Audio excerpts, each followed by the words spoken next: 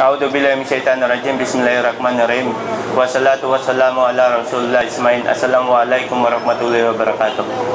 Alhamdulillah, ang paksa na aking talakayin ay patungkol sa pagdating ng muling araw at ang mga tanda nito. Ang lahat ng papuri at pasasalamat ay naangkop lamang kay Allah subhanahu wa ta'ala. Ang dakila, ang kataas-taasan, ang nagtataglay ng walang hanggang kapangyarihan. At ang pagpapala at pagbati ay sa pinakadakila sa lahat ng mga propeta at mga sugo, sa kanyang pamilya at sa lahat ng sumusunod sa tuwid na gabay.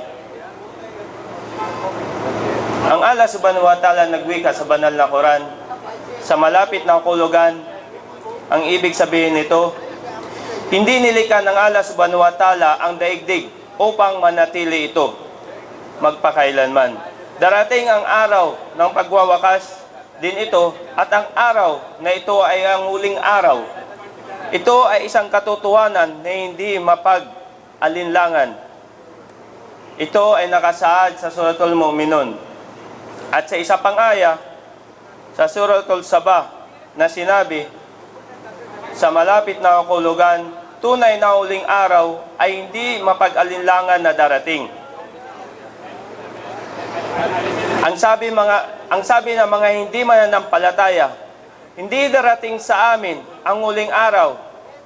Sabihin mo, aba hindi, sinsumpa ko sa aking Panginoon, tunay na darating sa inyo ang huling araw. Na sinabi ng Allah subhanahu wa ta'ala,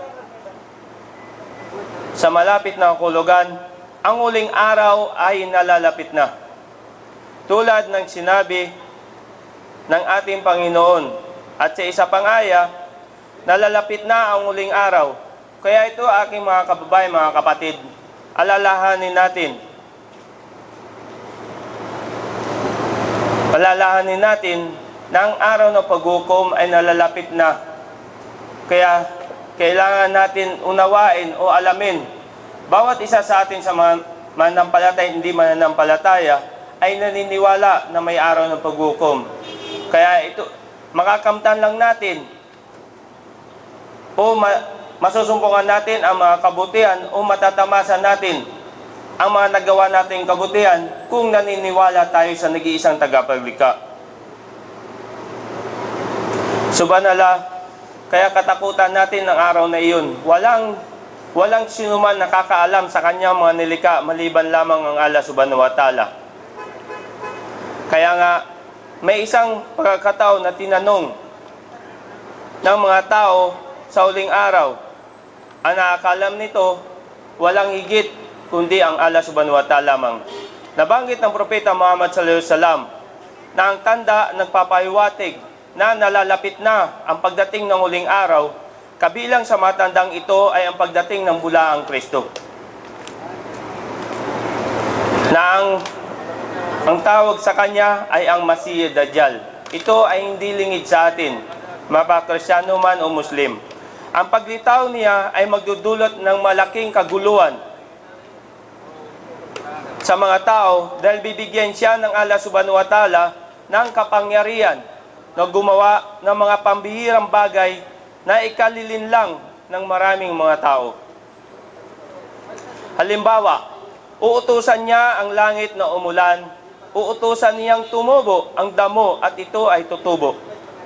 Nabanggit din ng Propeta Muhammad sallallahu alaihi wasallam na ito ay kirat.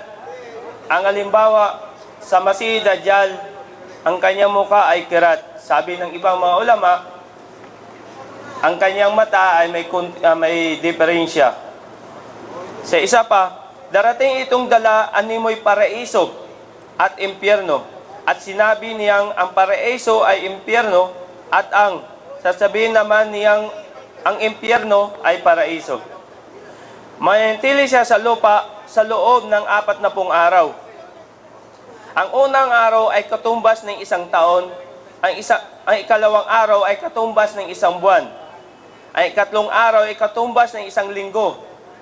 At ang nalalabing mga araw ay katumbas ng mga pangkaraniwang araw. walang matitirang mga lugar sa daigdig na hindi niya mapupuntahan maliban sa Mecca at Medina. Ang isa rin sa tanda sa huling araw ay ang pagbaba ng anak ni Maria na si Jesucristo alayhi salam, na siya ay kapit sa puting manarit sa silangang bahagi ng Damascus. Sa oras ng sala sa madaling araw, magdarasal siya sa madaling araw na kasama ang mga tao. Pagkatapos ay hanapin niya ang bulaang Kristo. Kanya itong pupuksain. Ang isa pa, ang mga tanda ay huling araw, ang pagsikat ng araw sa kanluran. Kaya kapag nakita ito ng mga tao, matakot sila at mapipilitang manampalataya, ngunit wala ng saysay ang kanilang pananampalataya. Mayroon pang maraming ibang mga tanda na darating sa huling araw. Katulad ng tanda ng beast o malaking hayop, yung osok na mula sa Yemen, at ang Gog at Magogs. Ito lamang sila ang mga iilan sa malalaking palatandaan. Ngunit kung ating titingnan, may mga maliliit na palatandaan sa ating panahon na lumitaw na. Isa dito ay ang mga tao ay nalimbawa ng Propeta Muhammad sallam na ang mga tao na dati naman ay wala at nakayapak, ngayon sila ay nagpapaligsahan. Kaya aking mga kapatid, mga kababayan, ito'y ating unawain maigi na ang buhay natin dito sa ibabaw ng mundo ay hindi panghabang buhay.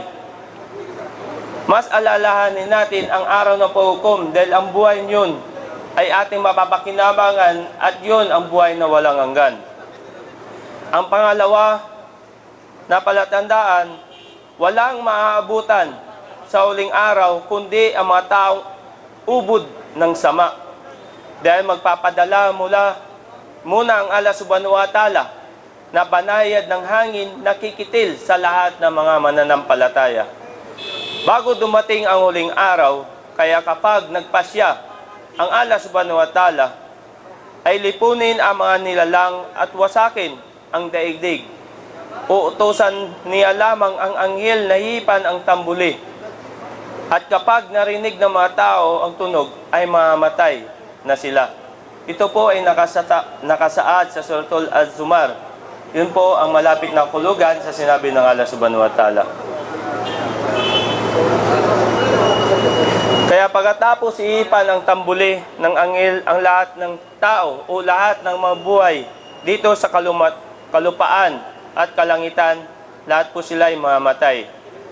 Magaganap din ito sa oras ng Friday o Biyernes, pagkatapos ay mamatay ang mga anghel na walang natira kundi lamang ang Allah subhanahu wa ta'ala. Pangatlo, ang buong katawan ng mga tao ay maglalaho at kakainin ng lupa, maliban sa napakaliit na buto sa dulo ng gulugod o spinal cord. Ito po, kung ating papansin, may mga dalubhasa ngayon na nag-aaral kung ano ang nangyari pagkatapos na matay ang isang tao. Subhanallah, 1,436 years. Nasabi na ng Allah subhanahu wa ta'ala sa kanyang huling propeta Muhammad SAW. Di ba natin naisip o di ba natin binigyan ng pagkakataon na isipin o kung ano ang mga dapat natin pag-ukulan ng pagkakataon o pag-ukulan ng panahon? Dahil ang ating Panginoon, kung ating mapapansin, tayo binigyan ng paalala o binigyan ng babala. Siya ay nagpadala ng mga propeta para maging modelo o magiging aral sila sa atin na para sundin ang kanilang mga pinag-utos. Ang bawat propeta o sugo na kanyang pinadala, walang iba naman na inuutos maliban lamang ay sumamba sa nag-iisang tagapaglikha o sumamba lamang sa nag-iisang ating Panginoon na si Allah subhanahu wa ta'ala.